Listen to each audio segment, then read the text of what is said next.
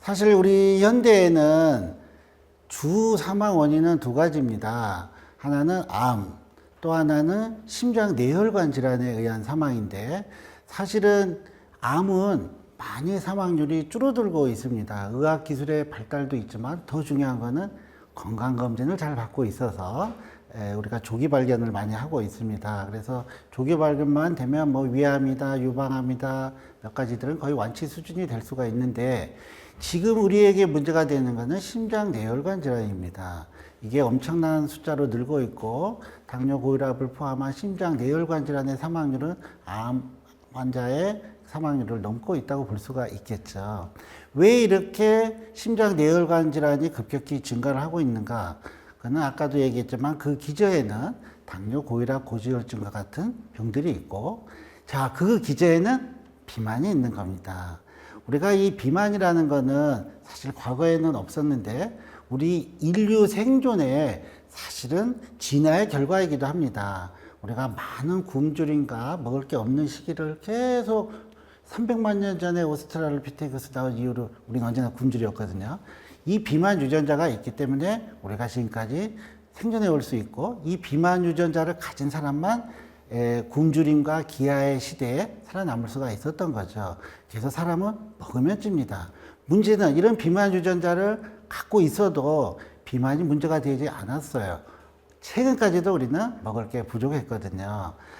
서구 유럽이 이제 20세기 들어오면서부터 비만에 의한 당뇨 환자들이 늘어났고, 한국도 80년대 이후부터 해서 비만 환자에 의해서 이 당뇨 환자들이 늘어나게 됐죠. 자, 이 당뇨가 급격하게 아까 늘어난다 했는데, 이 당뇨병이라는 거는 하루아침에 뚝딱 생기는 건 아닙니다. 이 과정이 있는데요. 자, 당뇨가 생기는 기전은 인슐린이 부족해서 올 수 있고 저항성이 있어서 올 수가 있는데, 인슐린의 부족이라는 것은 하루아침에 부족해지는 건 아니고 사실은 타고나는 경우가 많이 있죠. 저항성이 꾸준히 증가를 하기 때문에 혈당이 점점 올라가는 건데, 그 기전은 바로 저항성이죠. 그 인슐린 저항성이 계속해서 올라가는 그 이유는 바로 비만입니다. 그래서 이 비만 때문에 혈당이 계속 올라가는데, 그러면 우리 췌장에서는 자꾸 인슐린을 만들어내요. 근데 한국인은 이 인슐린 분비능이 떨어지기 때문에 체 이렇게 뚱뚱해지기 전에 당뇨가 많이 와요. 그래서 팔다리가 가늘고 배가 나온 사람 정도에서 당뇨가 일찍 와서 당뇨 환자가 이제 많이 늘어났죠. 서구인들은 뚱뚱한 당뇨병이 대부분이에요. 우리나라는 정상 체중에 복부별을 가진 사람이 거의 60%가 됩니다. 자, 그래서 이 혈당이 이제 꾸준히 올라가는데, 우리가 인슐린 분비가 계속 따라가면 당뇨가 안 와요. 근데 한국인은 좀 부족하다 했죠. 서양인은 계속 만들어내. 심지어 이런 내당능 장애 환자, 혈당은 조금 높지만 당뇨가 생기기 전 단계 환자의 인슐린 양을 체크를 하면 정상인의 무려 20배에서 30배까지도 나와 있다고 합니다. 이렇게 혈당이 높은 거에 의해서 인슐린 분비가 계속 되다가 어느 순간인가 이제 인슐린을 더 만들어낼 수 없는 한계에 다다를 때 당뇨가 탁 걸리게 되는 겁니다. 그렇기 때문에 우리가 이렇게 내당능 장애 정도, 뭐 공복혈당 100을 좀 넘고 105다, 110이다, 요런 단계 때가 바로 당뇨가 이 생기기 전 단계인데, 이때 사실은 우리가 적절한 조치를 취해줘야지만, 한번 탁 이 췌장 세포가 넉다운이 돼가지고 당뇨가 오면 사실은 회복되기가 좀 쉽지가 않아요. 젊은 사람은 되지만 나이 드신 분은 한번 걸리면 계속해서 가는 경우가 많기 때문에, 이런 내당능 장애 때 우리가 혈당 관리가 굉장히 중요하다. 제가 두 번째로 얘기 드릴 거는, 자, 이게 비만 때문에 왔기 때문에 이제 살을 빼줘야 되겠죠. 근데 살 빼는 게 그렇게 쉬운 거는 아닙니다. 역시 뭐 기본은 적게 먹고, 내가 활동하는 양보다 적게 먹고, 활동량을 좀 늘려야 사실은 이제 살이 빠지는데요. 근데 이 살 빼는 방법 중에 몇 가지 이제 팁을 드리자면은, 역시 이제 적게 먹어야 되는데 무조건 굶을 수는 또 없어요. 굶어서 빼는 다이어트는 100% 실패합니다. 왜냐하면 근육이 같이 빠지기 때문에, 요요증후군에 들어가기 때문에 근육은 보존하고 지방만 어떻게 빼야 되겠다. 근데 우리가 아무리 잘해도 근육이 사실은 같이 빠져나온다 해요. 굶어서 그냥 내가 소금물만 먹고 하늘만 천장만 보고 누워 있으면요, 거의 90% 100%는 근육이 빠진다고 보시면 됩니다. 그 체중은 빠진 게 아니고 근육이 빠지기 때문에 다시 요요 증후군으로 더 찌게 되는 겁니다. 자, 그래서 우리가 꼭 운동을 동반해서 체중을 빼야 되는 이유가 이제 거기 있는 거죠. 자, 그리고 이제 체중을 빼는 데는 사실은 왕도는 없습니다. 체중 1kg, 내가 지방을 1kg를 뺀다 하면 그게 9,800칼로리예요. 내가 2,000칼로리 하루에 먹는다 치면 5일은 꼬박 굶어야지만 지방 1kg를 뺄 수 있는 건데 5일 꼬박 굶는다고 지방이 또 빠지는 것도 아니기 때문에, 자, 내가 뱃살을 지방을 한 2kg, 3kg 뺀다 하는 거는 장기적인 계획을 가지고 실천을 해야 되는 겁니다. 그래서 저는 비만 환자한테 얘기를 하지만 절대 한 달에 2kg 이상 빼지 마라. 2kg 이상 빠진 거는 아까도 얘기했지만 우리가 계산을 해서 나온 지방이 2kg 이상 빠질 수가 없어요. 근육이 같이 빠진 거고, 내가 7kg, 8kg를 뺐다. 그럼 거기서 5, 6kg는 근육이 빠졌다고 보면 됩니다. 그래서 저는 2kg 이상 시간을 가지고 멀리 봐라. 내가 한 달에 1kg, 1.5kg만 빼도 10개월이면 15kg다. 이렇게 빼야지만 근육을 보존할 수가 있습니다. 자, 두 번째는 내가 이제 운동을 하고 먹고 하는데 어떻게 요 지방을 내가 뺄 것인가. 자, 그래서 운동은 일단은 기본 시작을 하면 30분 이상은 해야 됩니다. 왜냐하면 내가 막 운동을 하더라도 우리 몸에는 탄수화물을 저장을 하고 있어요. 근육에 600g, 간에 400g을 갖고 있기 때문에 얘부터 갖다 쓰는 겁니다. 얘가 어느 정도 고갈이 되고 나서 우리에 있는 지방을 갖다 쓰기 때문에 일단은 운동을 시작을 하면 30분 이상이 돼야 그때부터 지방을 좀 갖다 쓴다.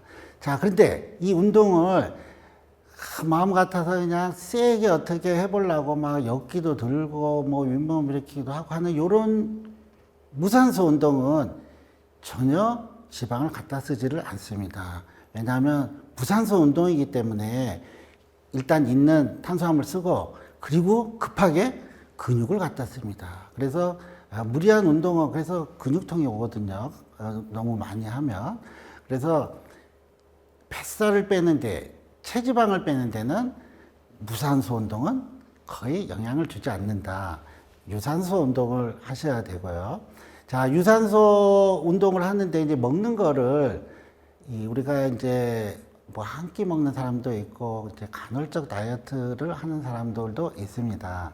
자, 요때 공복 상태에서의 사실은 운동을 할 때 우리가 쌓아놨던 탄수화물이 그리 많지 않기 때문에 이 상태에서 유산소 운동을 꾸준히 하면 지방을 좀 갖다 쓸 수가 있습니다. 그래서 내가 뭘 먹으면서 하는 운동은 체지방을 감소시키지를 못하고 공복 상태에서의 운동을 해야 됩니다. 자, 근데 여기서 또 너무 무리해서 빼는 김에 그냥 내가 바짝 빼야지 해가지고 막 2만 보, 3만 보, 3시간, 4시간 운동을 한다. 그러면 또 근육이 빠집니다. 왜 빠지느냐 하면 우리의 혈당을 조절하는 이 포도당은 간에 400g이 주로 조종을 하고 근육의 600g은 운동할 때 사용을 하는 건데요. 이 600g이 한 15,000보, 2만 보 이렇게 지속이 되면 다 고갈이 됩니다. 그러면 근육은 계속 운동을 해야 되는데 탄수화물이 없기 때문에 근육을 갖다 써요. 그래서 너무 무리한 장시간의 운동은 노동일 뿐만 아니라 오히려 근육이 빠지기 때문에 우리가 원하는 근육을 보존하고 체지방만 빼는 효과를 얻을 수가 없습니다. 자, 그래서 우리가 당뇨 환자든 저는 이 다이어트 환자, 우리 당뇨 이런 성인병 대사증후군 환자에서의 운동은 무리한 운동을 요구하지 않습니다. 운동량이 좀 적고 하는 사람 특히나 그래서 하루 1시간 정도의 유산소 운동 주 3, 4회면 혈당 조절과 혈압 조절에는 충분한 영향을 준다 이렇게 보고 있고요. 자, 그래서 이 꾸준한 이 유산소 운동을 조금씩 지속적으로 함으로 해서 절대 급하게 빼면 안 되고요. 한 달에 2kg를 넘으면 안 됩니다. 그거는 근육이 빠지는 거고요. 그래서 우리가 뱃살 빼는 데는 왕도가 없다.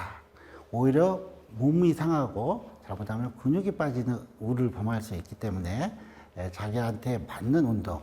자, 근력 운동. 근력이 붙으면 좋죠. 그렇지만 근력이라는 거는 나이가 들어서 특히 50, 60대에는 남성 호르몬이 없기 때문에 우리가 이 근력을 만들기가 쉽지가 않아요. 그래서 이 근육을 많이 키우려고 하는 운동 자체가 오히려 몸에 무리가 될 수 있기 때문에 나이 들어서 근력을 키우는 거에 너무 많은 시간을 할애할 필요가 없습니다. 대도 안 하고요. 그래서 우리가 전체 운동을 100이라고 보면 유산소 운동을 한 70에서 80, 그리고 근력 키우는 게 아니라 근력 유지 운동을 한 20, 30% 정도 해주는 게 좋습니다. 자, 그리고 우리가 사실은 먹는 게 줄어야 사실은 살이 빠지는 거거든요. 남들이랑 똑같이 먹어서는 내가 하는 활동량보다는 조금 적게 먹어야 그 부족분을 체지방에서 갖다가 쓰는 겁니다. 그래서 우리가 여러 가지 영양소를 조금 이제 덜 흡수가 되도록 하는 것들이 많이 있죠. 실제로 우리가 이제 비만 치료제로 나와 있는 것도 펜타민이라든가 여러 몇 가지들이 있는데 이런 것들은 이제 우리 머리에 작용을 해서 식욕 억제를 이제 시키는 작용을 해서 대부분이 이제 향정신성으로 사실은 분류가 돼 있고요. 대부분 이런 향정신성으로 분류된 식욕 억제제는 2달에서 3달이 되면 다 내성이 옵니다. 왜냐하면 우리의 이 본능 중에서 뭐 식욕도 있고 성욕도 있고 뭐 수면욕도 있고 한데 가장 강력한 본능은 식욕입니다. 왜냐하면 식욕이 없으면요 죽어요. 우리가 환자분들을 이렇게 많이 암 환자들, 말기암 환자 보더라도 식사를 못하면요 얼마 못 가십니다. 그만큼 식욕이라는 것은 우리 생명에 직결되기 때문에 식욕을 억제한다는 것 자체가 굉장히 어렵습니다. 그래서 그런 식욕 억제제를 쓰더라도 한 달에도 2달은 효과가 가지만 다른 패스웨이를 통해서 식욕을 다시 부활해냅니다. 그래서 우리가 이런 식욕 억제제 같은 것도 오래 쓰는 거를 권장하지도 않지만 써도 효과도 없어요. 그래서 일정한 기간에 내가 뭐 1~2달 정도는 쓰지만 장기 복용에 대해서는 레코멘드를 하고 있지 않고요. 먹는 거를 좀 이제 억제를 시키는 것도 사실은 비만 치료에서 굉장히 중요하죠. 그래서 우리가 이제 시서스라는 체중 감량에 효과가 있다는 이런 원료 같은 경우에는 이제 리파제라는 거는 우리가 이제 지방이 들어오면은 지방은 굉장히 분자량이 크기 때문에 바로 흡수가 안 돼요. 얘를 분해를 해서 우리가 흡수를 하는데 거기에 작용하는 소화 효소가 리파제입니다. 그래서 이런 리파제 활성을 억제를 해서 지방이 좀 흡수되는 걸 억제할 수도 있고 또 시서스 성분 중에는 아밀라제, 얘는 이제 탄수화물을 이제 이 잘게 쪼개서 또 흡수를 시키는 소화 효소인데 이런 아밀라제의 또 활성을 좀 억제를 해서 지방과 탄수화물의 그 흡수를 이제 억제시켜주는 이런 것들은 사실은 우리 이 식욕을 떨어뜨리거나 이런 작용을 하는 건 아니기 때문에 좀 장기간에 걸쳐서 들어오는 칼로리를 줄여줄 수 있는 그런 효과가 있어서 우리 체지방, 지방 감소에 좀 도움을 줄 수 있습니다.